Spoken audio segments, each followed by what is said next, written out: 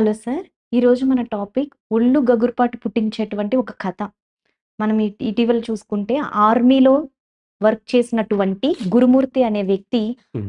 ఆయన భార్య అయినటువంటి మాధవిని చాలా దారుణంగా హత్య చేశారు. హ్మ్. ఓన్లీ అనుమానం అనే పిచ్చితో హ్మ్. అతను ఇంత దారుణానికి పాల్పడ్డాడు. అసలు ఈ అనుమానం అనే దాని మీద మీ అభిప్రాయం ఏంటి సార్? నిన్ననే ఈ విషయం మీద మనం మాట్లాడాల్సింది. వేరే ఛానల్ వాళ్ళు పిలవటం వల్ల, ఆర్‌టీవీ వాళ్ళు పిలవటం వల్ల అక్కడికి వెళ్ళి వాళ్ళకి ఇంటర్వ్యూ ఇవ్వాల్సొచ్చింది. హ్మ్. సో, ఇక్కడ 2 సంఘటనలున్నాయి. ఒకటి మొదటిది ఏంటి అనంటే గర్భవతి అయినటువంటి భార్య హ్మ్. ఆ గర్భం మీద కూర్చొని ఆమెను చంపటం వలన ఆ బిడ్డ కూడా బయటకొచ్చేయటము, తల్లి బిడ్డలు చనిపోవటం ఒక కేసు. అది చాలా భయంకరంగా, బాధాకరంగా అనిపిస్తది మనకి.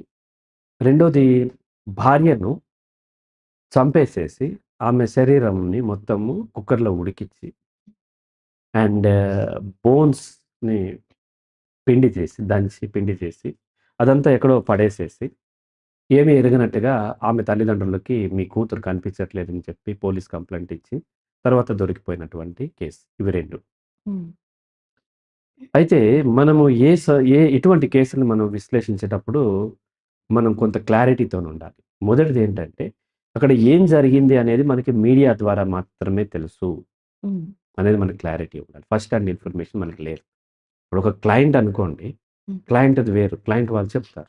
హ్మ్. ఇది అట్లా కాదు. మీడియా ద్వారాగా మాత్రమే తెలుసు. పోలీసులు ఇన్వెస్టిగేట్ చేస్తున్న క్రమంలో ఇప్పటి వరకు వచ్చిన ఇన్ఫర్మేషన్ ఆధారంగా ఆ జర్నలిస్ట్‌లు ఎవరైతే రిపోర్టర్స్ ఉంటారో అక్కడికి వెళ్ళిన వాళ్ళు రిపోర్ట్ చేసినటువంటి ఇన్ఫర్మేషన్ ప్రకారం మీడియాలో మళ్ళీ రకరకాలుగా గ్లోరిఫై చేసో, లేకపోతే దాన్ని బ్లేమ్ చేస్తూనో రకరకాలుగా మీడియాలో వస్తుంటుంది.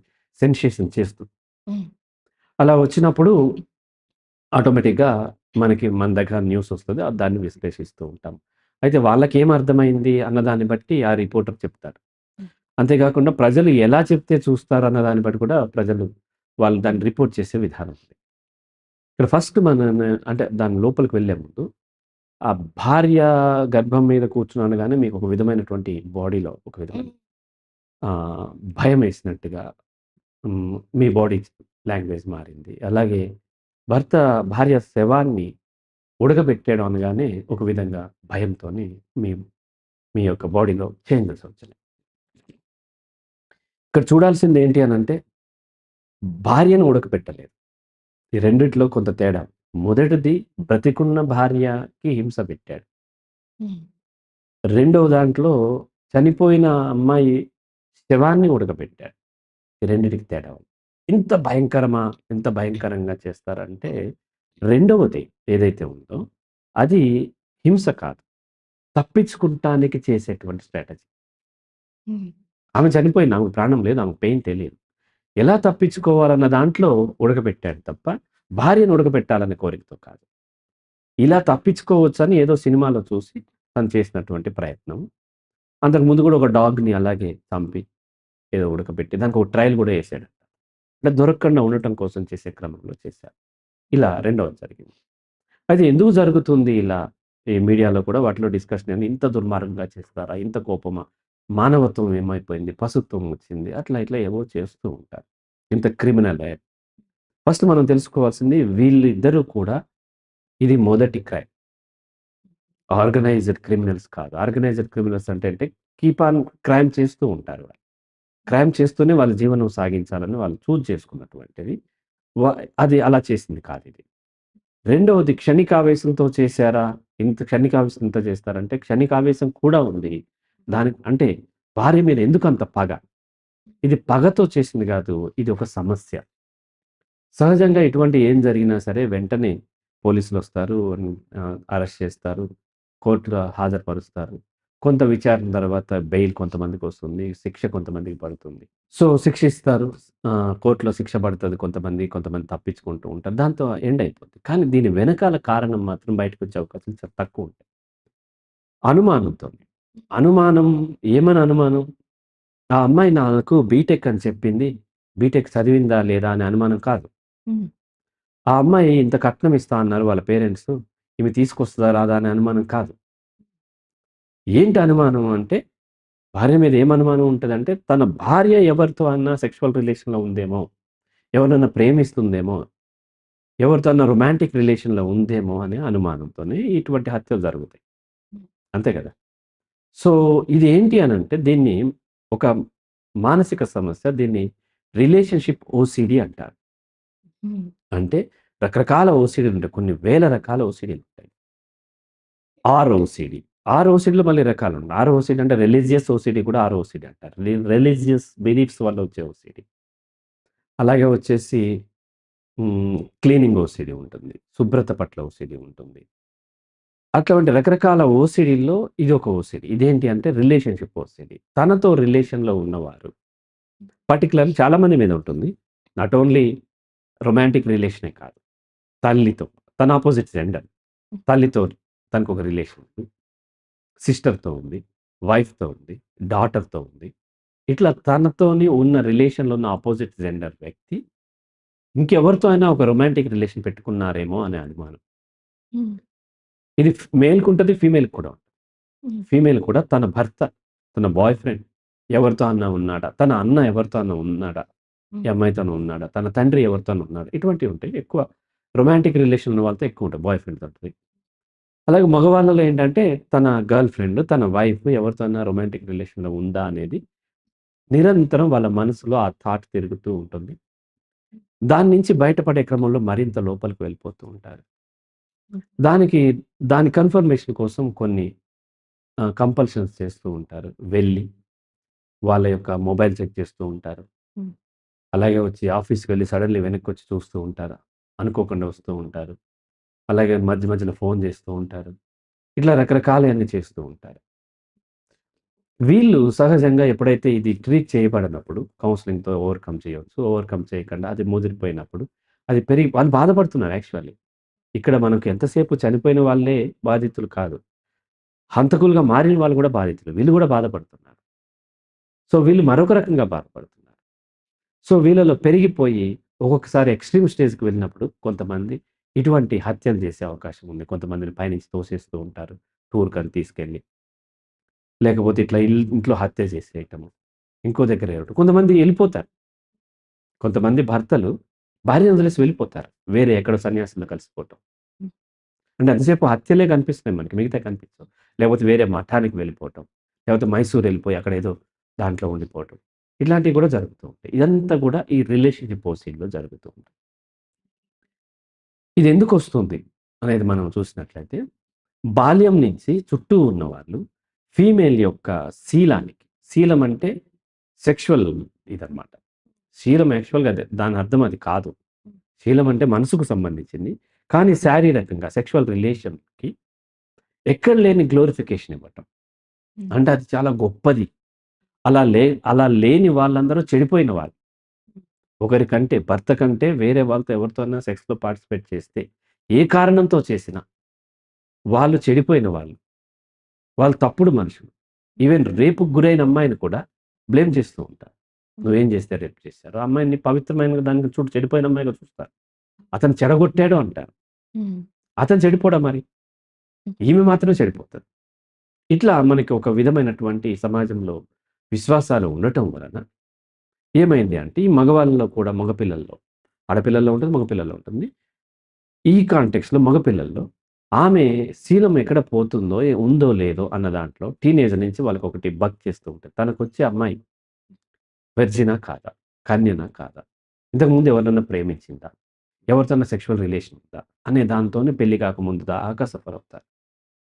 పెళ్లయిన తర్వాత ఈ అమ్మాయి నన్ను తప్ప ఎవరినన్నా చూస్తుందా? ఎంతసేపు వాళ్ళ దృష్టి అదే ఉంటుంది. హ్మ్. ఎవరినన్నా ప్రేమించిందా? ఇంతకుముందు సంబంధాలేమొచ్చినాయి? వాళ్ళ మీద ఈమెకు ఒపీనియన్ ఏంటి? ఆమె బంధువుల్లో బావ వరుస వాళ్ళెవరు? ఆమె అతనితో ఎలా మాట్లాడుతుంది? మేనమామ ఎవరు? వీళ్ళ మధ్య ఎలా ఉంది రిలేషన్? అలా ఆమెతో పాటు క్లాస్‌మేట్స్ ఎవరైనా ఫోన్ చేస్తే వాళ్ళకి వీళ్ళ మధ్య రిలేషన్ ఏంటి? ఎంతసేపు ఆ అమ్మాయి మీద అదే దృష్టితో తను చూస్తూ, దాన్ని చెక్ చేసుకుంటూ అలా లేదు, లేదు, లేదు అనే కన్ఫర్మేషన్ కోసం వెతుకుతూ ఆ యొక్క సమస్యలో ఇరుక్కుపోతారు. అలా ఇరుక్కుపోయిన తర్వాత ఇక క్రమంగా పెరిగిన తర్వాత చాలామంది కన్సీవ్ అయినప్పుడు అప్పుడు మళ్ళీ వీళ్ళకి ఇంకా డౌట్స్ పెరిగిపోతూ ఉంటాయి. హ్మ్. కన్సీవ్ ఎప్పుడు పెడితే అప్పుడు అవ్వరు కదా! ఆ పీరియడ్స్ ఉన్న మంత్ మొత్తంలో ఆ ఓవలేషన్ డే ఎప్పుడైతే ఉంటుందో 1 ఆర్ 2 డేస్ ఎగ్ ఉంటుంది. ఫేమ్ గూడా కొన్నాళ్ళ పాటు ఉండి, ఆ రోజుల్లో అయి 2 మీట్ అయితే కన్సీవ్ అయ్యే అవకాశాలుంటాయి.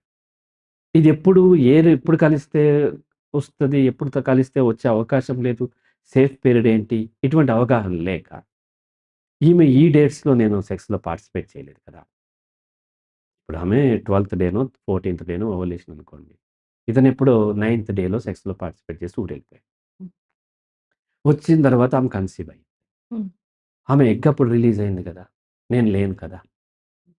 మరి ఈమె ఎలా కన్సీవ్ అయింది? నేనెళ్ళిన తర్వాత ఎవరితోని సెక్స్‌లో పార్టిసిపేట్ నో. ఎగ్ అనేది కొన్ని రోజుల పాటు ఫీమేల్ శరీరంలో ఉంటుంది. వీక్ అయిపోదు సారీ ఎగ్ రిలీజ్ అవ్వడానికి ముందే స్పెర్మ్ అనేది ఒక 5 డేస్ దాకా ఉంటుంది. హ్మ్. ప్రతిసారి జరగాలని లేదు. కొన్ని సార్లు జరగొచ్చు కూడా. నేను ఆ డేట్‌లో సెక్స్‌లో లేను. నేను క్యాంప్ ఎళ్ళినప్పుడు ఈ అమ్మాయి ఎట్లా ప్రెగ్నెంట్ అయింది? హ్మ్. ఈ బిడ్డ నా బిడ్డ కాదు. కొంతమంది ఈ అవగాహన కూడా ఉండదు. ఉండక ఆ డేట్స్‌లో ఏంటి పీరియడ్ వచ్చినటువంటి వారం రోజుల్లో కలిస్తేనే ఇదవుతది అని ఇట్లా రకరకాల మూఢ విశ్వాసాలు, అజ్ఞానంతో ఉండటం వలన ఒక్కొక్కసారి తనే సెక్స్‌లో పార్టిసిపేట్ చేస్తే తనకు గుర్తుంటదయినా. హ్మ్. నేను కలవలేదు కదా! ఎందుకొచ్చిందని దాంట్లో ఎందుకైనా మంచిదని కంపల్సివ్ బిహేవియర్‌లో పార్ట్‌గా అబార్షన్ చేపిస్తూ ఉంటారు. అట్లా నంబర్ ఆఫ్ అబార్షన్‌లు చేపిస్తూ ఉంటారు. అలా కొంతమంది ఒక్కొక్కసారి బిడ్డల్ని కూడా కనేసిన తర్వాత, ఈ బిడ్డ నా బిడ్డ కాదా? నా బిడ్డ కాదా? అని బిడ్డల్ని చంపేస్తూ ఉంటారు కొంతమంది. హ్మ్. తట్టుకోలేక నా బిడ్డ కాదేమో వీళ్ళకి అనుమానం పెరిగిపోయి వాళ్ళ బిడ్డే నా బిడ్డ కాదు అని చంపేస్తూ ఉంటారు. కొంతమంది డీఎన్ఏ టెస్ట్‌లు చేపిస్తూ ఉంటారు. డీఎన్ఏ టెస్ట్‌లో క్లియర్‌గా నీ బిడ్డ అనే వస్తది. వచ్చిన తర్వాత కూడా వీళ్ళకి అనుమానం వాళ్ళకి వెంటనే నమ్మకం 1, 2 రోజులు బానే ఉంటారు. వారం రోజులు ఓహో! నాకు కన్ఫర్మ్ అయిపోయింది. అయిన తర్వాత మళ్ళీ వారం తర్వాత మళ్ళీ స్టార్ట్ అవుతది. ఈ డీఎన్ఏ టెస్ట్ వాడు కరెక్ట్ చేసాడా లేదా? హ్మ్. వాళ్ళు తప్పిచ్చారేమో. ఎందుకంటే భార్యాభర్తలు విడగొట్టొద్దని అట్లా అని ఇచ్చేసాడేమో. లేకపోతే నా భార్య తన బాయ్ ఫ్రెండ్ కలిసి వాళ్ళని మేనేజ్ చేశారేమో. ఇట్లా రకరకాల మళ్ళీ అనుమానం. అలా అనుమానాలతోని పిల్లల్ని చంపేయటం, లేకపోతే భార్యను చంపేయటం ఇటువంటివి జరిగే అవకాశాలుంటాయి. కాబట్టి ఇది క్లియర్‌లీ ఒక మానసిక సమస్య. ఈ సమస్యను అడ్రెస్ చేయకపోవటం వల్ల ఇట్లా వస్తూ ఉంది. మరి ఇలాంటివే చూసుకున్నట్లయితే ఎంతసేపు హస్బెండ్సే వైఫ్‌లని చంపే హ్మ్. ఇవున్నాయి గానీ, ఎక్కడా కూడా ఇప్పుడు లేడీస్‌కి కూడా ఇలాంటి అనుమానం అనేది ఉంటది. హ్మ్. కానీ లేడీస్ ఇలాంటివి చేయడానికి సాహసించరు కదా సార్. అంటే లేడీస్ హత్య చేసే కేసులు చాలా తక్కువుంటాయి. హ్మ్. చాలా తక్కువ. ఆహ్, కానీ లేడీస్‌కి కూడా ఇదుంటది. ఏది రిలేషన్‌షిప్ వస్తుంది. ఆడపిల్లలకి కూడా ఉంటది. తన పార్ట్నర్ ఎవరితో తిరుగుతున్నాడు. హ్మ్. ఎప్పుడు వాళ్ళ మొబైల్ చెక్ చేస్తుంటారు. ఆఫీస్‌లో ఉన్నాడా లేదా చెక్ చేసుకుంటారు. ఆఫీస్ క్యాంప్ అని చెప్పి గోవా ఎళ్ళిపోయాడా? ఇట్లాంటివి చెక్ చేస్తూ ఉంటారు.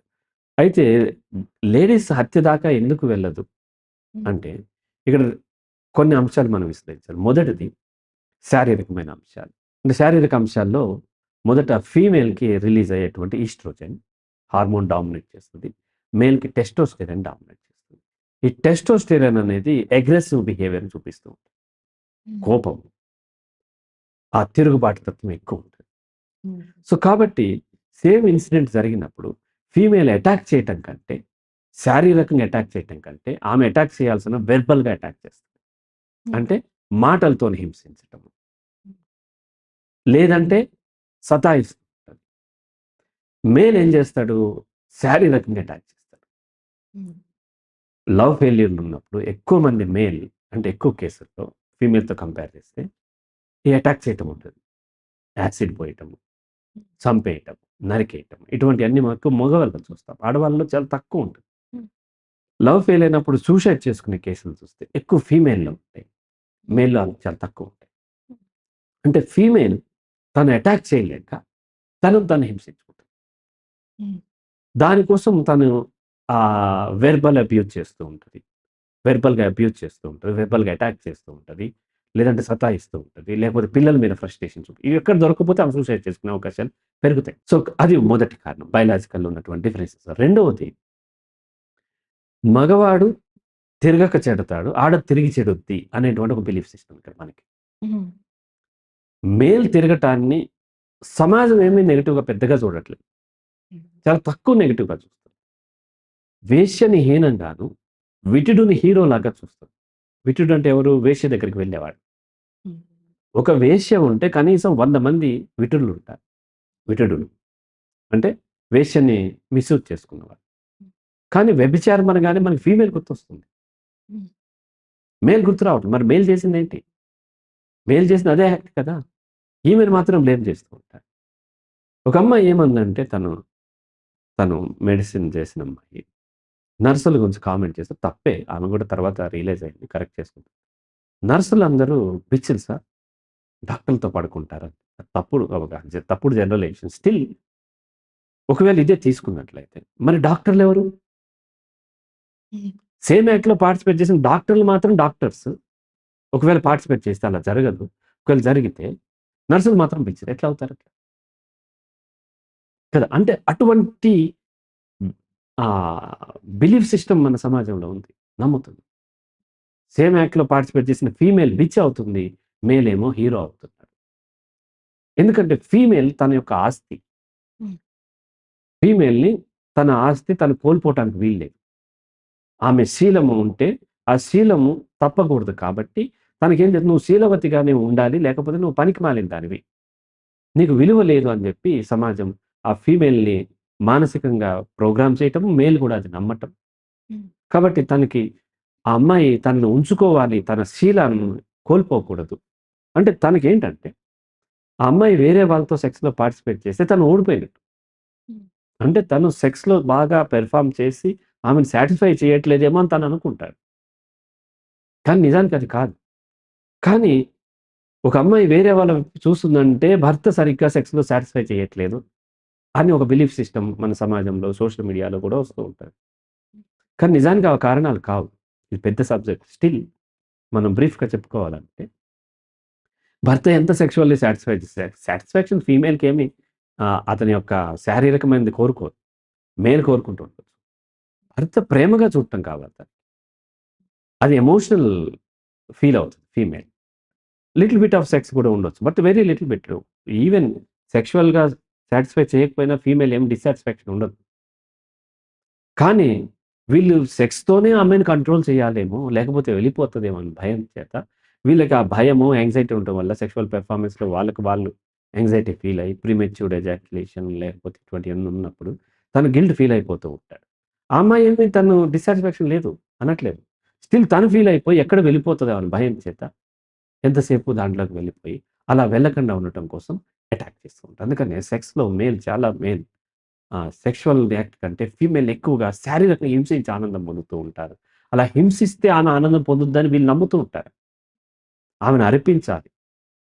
సినిమాల్లో గూడా అదే చూస్తున్నాం గదా! మంచాలు ఇరగ్గొడుతూ ఉంటారు. లేకపోతే అన్ని బ్రేక్ అయిపోతూ ఉంటాయి. అదే చూసి నిజంగా అలాగే ఉంటదేమో సెక్స్ అంటే. మంచాలు ఇరిగిపోతున్న ఆ అమ్మాయి గూడా మనిషి కదా! ఆ అమ్మాయి తట్టుకోవాలి గదా! సో, కాబట్టి ఇటువంటి నమ్మకాల వల్ల తన హీరోయిజం ఎక్కడ దెబ్బతింటుందో, చేతగాని వాడు అనుకుంటదేమో సమాజం. నా భార్య వేరే వాళ్ళ వైపు వెళ్ళిపోతే, నేనొక ఇంపార్టెన్షియల్ అనుకుంటది. నేను హీరో కాకుండా ఒక కమెడియన్ అయిపోతాననే దాంతోనే అగ్రెసివ్ అయిపోయి ఫీమేల్ మీద అటాక్ చేసే అవకాశాలుంటాయి. కాబట్టి ఇక్కడ మేల్ శరీరాన్ని అంటే శారీరానికి శీలం లేదు. హ్మ్. శీలం ఇంపార్టెన్సే లేదు. అతను ఎవరితో అయినా తిరగొచ్చు. అతనంటాడు అంటే రిలేషన్‌షిప్ ఓసీడీలో వచ్చినటువంటి ఒక మేల్ ఏమంటాడంటే, "నేను తిరగను. నా భార్య కూడా తిరగొద్దు. నా ఫ్రెండ్స్ తిరుగుతారు. నా ఫ్రెండ్స్ తిరుగుతారు." మరి మీ ఫ్రెండ్స్ ఎట్లా తిరుగుతారు? మగవాడికి సారి తిరుగుతారు. మరి మగవాళ్ళు ఎవరితో తిరుగుతారు? ఆడవాళ్ళతోను, మగవాళ్ళతో ఆడవాళ్ళతో. మరి ఆడవాళ్ళెవరు? వేరే వాళ్ళ భార్యలే కదా! హ్మ్. నీ భార్య మొత్తం తిరగొద్దనుకుంటున్నావు. నీ ఫ్రెండ్స్ తిరిగినా ఓకే అంటున్నప్పుడు, వాళ్ళెవరితో మగవాళ్ళు తిరగలేరు గదా! హ్మ్. ఒక ఫీమేల్ చెడిపోతే ఒక మేల్ ఉంటాడు. ఒక నీ ఫ్రెండ్స్ తిరుగుతున్నారు అంటే అంతమంది ఫీమేల్ అక్కడ ఎక్స్‌ట్రా మ్యారిటల్ అఫైర్స్ ఉంటాయి. నువ్వు మగవాడికి ఎక్స్‌ట్రా మ్యారిటల్ అఫైర్ ఉండొచ్చు. ఆడవాళ్ళకి ఉండకూడదు అంటున్నావు. ఎలా సాధ్యపడుతది లాజికల్లీ? హ్మ్. అంత చదువుకున్న ప్రొఫెసర్ ఇది చెప్పింది. తను చెప్పేదేంటంటే, ప్రొఫెసర్‌కి ఈ లాజిక్ అర్థం కావట్లేదు. మగవాళ్ళకి ఎక్స్‌ట్రా మ్యారిటల్ అఫైర్స్ ఉండాలంటే ఫీమేల్‌తోనే కదా ఉండేది. ఎవరో ఒక ఫీమేల్‌కి ఎక్స్‌ట్రా మ్యారిటల్ అఫైర్ లేకుండా ఈ మేల్‌కి ఎలా ఉంటుంది? కాబట్టి మగవాళ్ళకి ఉండొచ్చు అనేది తప్పు. ఉంటే ఇద్దరికీ ఉండొచ్చు. లేకపోతే ఇద్దరికీ ఉండకూడదు. అది ఆ లింగ భేదం ఉండకూడదు. అలా కాకుండా మగవాడికి ఉండొచ్చు, ఆడదానికి ఉండకూడదు అన్నప్పుడు నా భార్య తిరుగుతుందేమో అని భయం పెరిగిపోయి నేనెక్కడ ఓడిపోతానని భయంతోని అటాక్ చేసే అవకాశాలు ఉంటాయి. ఇక్కడ ఏమవుతుందంటే ద్వంద్వత్వము, హిపోక్రసీ. మగవాళ్ళకి ఒక రూల్, ఆడవాళ్ళకి ఒక రూల్ ఉన్నప్పుడు ఆడవాళ్ళని కంట్రోల్‌లో పెట్టాలేమో అనేటువంటి విశ్వాసంతోని వాళ్ళని కంట్రోల్ పెడుతున్నాము, పెట్టలేకపోతున్నానేమో అని భయం చేత ఆమెను శారీరకంగా చాలామంది శారీరకంగా హింసిస్తారు. కొడతారు. సిగరెట్లు కాల్చి తాగి కాలుస్తూ ఉంటారు వాళ్ళని. హ్మ్. వాతలు పెడతారు. ఇంట్లో పెట్టి తాళం వేసి వెళ్ళిపోతూ ఉంటారు. హ్మ్. అనేక కేసులు కొన్ని వందల రిలేషన్‌షిప్ ఓసీడీ కేసులు నేను డీల్ చేశాను. హ్మ్. సో, ఈ విధంగా వాళ్ళని హింసించి, ఆ విధంగా ఒక్కొక్కసారి ఆహ్, ప్రాణాలు కూడా తీసే అవకాశాలుంటాయి. హ్మ్. సార్ ఇప్పుడు ఇలాంటి విషయాల్లో ఇప్పుడు ఈ మాధవి ఎవరైతే ఉన్నారో వాళ్ళకి పిల్లలు కూడా ఉన్నారు. ఈ తల్లిదండ్రులు పిల్లల్ని కూడా ఆలోచించకుండా ఇంత కిరాతకంగా చేస్తారు కదా! ఇలా ఉన్న వాళ్ళకి మీరేమైనా చెప్పే ఏమైనా అంటే ఇది విషయం మానసిక సమస్య. పిల్లలు ఆ అబ్బాయి మంచివాడే ఉంటాడు మిగతా విషయాల్లో. హ్మ్. అతను ఆర్మీ మ్యాన్. ఆర్మీలో మంచి ట్రైనింగ్ ఉంటది. హ్మ్. దేశభక్తి ఉంటుంది. నైతికత గురించి టీచ్ చేస్తారు. కదా! అది తీసుకున్న అతను రిటైర్డ్ ఆర్మీ మ్యాన్. అలాగే ఇంకో అబ్బాయి అతని గురించి ఎక్కువ తెలీదు. వీళ్ళందరూ మిగతా విషయాల్లో మంచివాళ్ళే. అన్నిట్లో నేరాలు చేసేవాళ్ళు కాదు. ఈ ఒక్క విషయంలో వాళ్ళు సఫర్ అవుతున్నారు. ఆ సఫర్ అయ్యేటప్పుడు వాళ్ళు లాజిక్ కోల్పోతారు. అప్పుడు పిల్లలకు ఆధారం ఏంటి? ఇవేమి ఆలోచన ఉండదు. వాళ్ళకి ఆ దృష్టిలోకి రానే రాదు. ఎంతసేపు వాళ్ళ మనసులో ఒక 10 ఆలోచనలు తిరుగుతుంటే 9 ఇవే ఉంటాయి. హ్మ్. ఆ అమ్మాయి ఎవరితో తిరుగుతుంది ఏంటి? దాన్నెలా హ్యాండిల్ చేయాలి? ఇదే ఉంటది కాబట్టి, అప్పుడు రిలీజ్ అయ్యే కెమికల్స్ వల్ల బాడీ బ్రెయిన్ షట్ డౌన్ అవుతది కాబట్టి లాజికల్ థింకింగ్ చేయలేక వాళ్ళు ఇట్లా అటెంప్ట్ చేస్తూ ఉంటారు. ఇది గుర్తించి కౌన్సెలింగ్ తీసుకున్నట్లయితే సులభంగా దీన్ని ఇది చాలా పెద్ద సమస్య కూడా కాదు. చాలా దారుణమైన ఇంపాక్ట్ ఉంటది. మానసిక సమస్యలు చాలా సులభం వాటిని అధిగమించటం. కానీ అడ్రెస్ చేయకపోవటం, కౌన్సెలింగ్ తీసుకోకపోవటం, అవసరమైనప్పుడు మెడిసిన్ వాడకపోవటం, అవసరం లేకపోయినా వాడేసి తర్వాత మానేయటం వలన, ఇటువంటి వాటి వలన ఏమవుతుందంటే దాని పరిణామాలు చాలా పెద్దగా ఉంటాయి. మానసిక సమస్య చిన్నదే. దాన్ని ఓవర్‌కమ్ చేయటం కూడా సులభమే. కానీ దాన్ని అడ్రెస్ చేయకపోతే పరిణామాలు చాలా భయంకరంగా ఉంటాయి. కొంతమంది ఫ్యామిలీని వదిలేసి వెళ్ళిపోతూ ఉంటారు. కొంతమంది ఫ్యామిలీలో ఉన్నవాళ్ళని చంపేస్తూ ఉంటారు. హింసిస్తూ ఉంటారు. హ్మ్. కాబట్టి మానసిక సమస్యను గుర్తించి, వాటిని సరిగ్గా అడ్రెస్ చేసి సరైన కౌన్సెలింగ్ తీసుకున్నట్లయితే చాలా ఈజీగా ఓవర్‌కమ్ చేయొచ్చు. ఫస్ట్ ఈ అవేర్‌నెస్సే లేదు. ఇలాంటి సమస్యలు ఉంటాయని అవేర్‌నెస్సే లేనప్పుడు అతను అనుమానపడుతున్నాడు అల్లుడెప్పుడు ఇక మగవాడన్నాక ఉండడా? నువ్వు అది సర్దుకోవాలి. ఇట్లాంటివి చెప్పేసరికి ఒకసారి ఎక్స్‌ట్రీమ్‌కెళ్ళి ఇట్లా హత్యల దాకా జరిగేటువంటి అవకాశాలు. ఈ అనుమానం అనేది కూడా ఒక డిసీజే మానసిక సార్. సమస్య. దాన్ని కంపల్సరీ ఇది వెల్ ఒక రిలేషన్‌షిప్ ఓసీడీ అంటారు. దానికి కౌన్సెలింగ్ తీసుకొని సులభంగా ఓవర్‌కమ్ చేయొచ్చు. సో, కాబట్టి దీని పట్ల అవేర్‌నెస్ పెరగాలి. జస్ట్ అది ఏదో మామూలు అనుమానం కాదది. ఇది ఒక మానసిక సమస్యతో ప్రతి అమ్మాయి కూడా తెలుసుకోవాలి. ప్రతి అమ్మాయికి ఇటువంటి సమస్య ఉంటదని తెలిసి తన భర్త అనవసరంగా అనుమాన పడుతున్నాడు అంటే, ఇది మానసికంగా ఇబ్బంది పడుతున్నాడేమో అని అతని పట్ల ప్రేమగా ఉండి అతన్ని తీసుకెళ్ళి సరైనటువంటి సైకాలజిస్ట్‌ని కలిపినప్పుడు వాళ్ళు కౌన్సెలింగ్ ఇచ్చి దాని నుంచి బయటకి తీసుకోవాలి. అలాగే భార్య అనుమాన పడుతున్నా ఆమెను ఎంతసేపు వ్యతిరేకంగా చూస్తారు. కాదు ఆమె సఫర్ అవుతుంది. ఆ బాధతోని సఫర్ అవుతుందని ఆమెను ఎడ్యుకేట్ చేసి తీసుకెళ్ళి కౌన్సెలింగ్ ఇప్పించినట్లయితే సులభంగా వీటి నుంచి బయటపడొచ్చు. మీ విలువైన సమయాన్ని మాకు అందించినందుకు థాంక్ యూ సార్.